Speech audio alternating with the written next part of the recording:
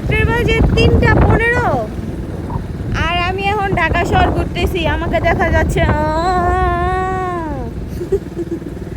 পেতনি, বুঝছো?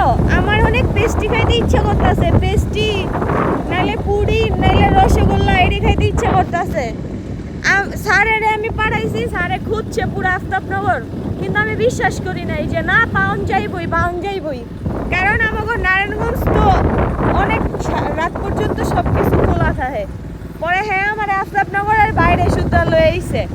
আমরা শান্তিনগর খুঁজছি, খিলগাঁও খুঁজছি, এখন আবার আফতাবনগরের দিকে যাইতেছি। কিচ্ছু খোলা নাই।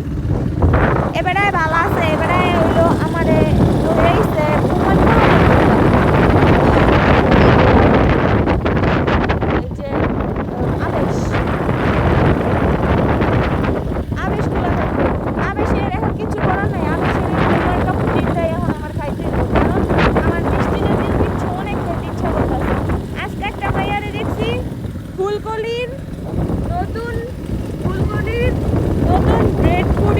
বাইরেছে মাইয়ারা খাইতাছিল, তখনই আমার লোল পড়ে গেছে না।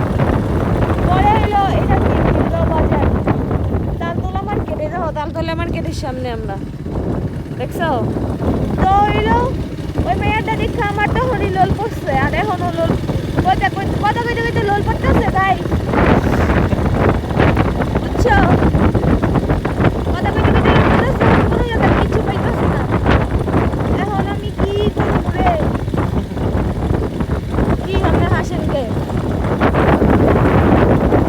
এখন আমি বিপ্লব নেতার মতো কামটা আমি চেক পাঠাইছি। এবার আমি প্রত্যেকদিন রাইতে আমি জ্বালাই। এখন কিচ্ছু করার নাই। এখন আমি চায়ের দোকান খোলা পাইলে ড্যানিশ দুধ দিয়া পাউরুটি দিয়া, ওই যে গোলরুটির সাথে কি ছোটবেলাতে খাইতাম, ড্যানিশ দুধ দিয়া বনরুটি দিয়া খাইলাম ছোটবেলার মতো। ছোটবেলা আপুয়ে গোল বনরুটি দিয়া ড্যানিশ দুধ দিয়া হয়তো আমি এখন ড্যানিশ দুধ দিয়া ওই রুটি খাইতে চাই, তাও আমি মিষ্টি কিছু খাইতে চাই গাইস।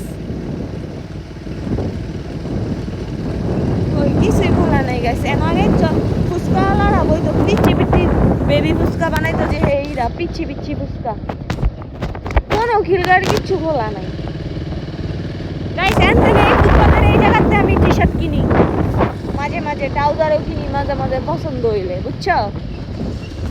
সব বন্ধ, কিছুই খোলা নাই। আল্লাহ রে, কিছুই খোলা হইল না।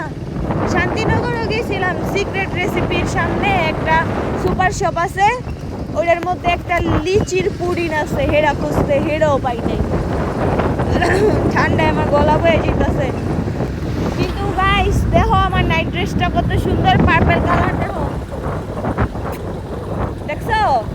এইফেলটা হইলো প্যারিসের আইফেল টাওয়ার আছে, দেখাইতাছি, দাঁড়াও।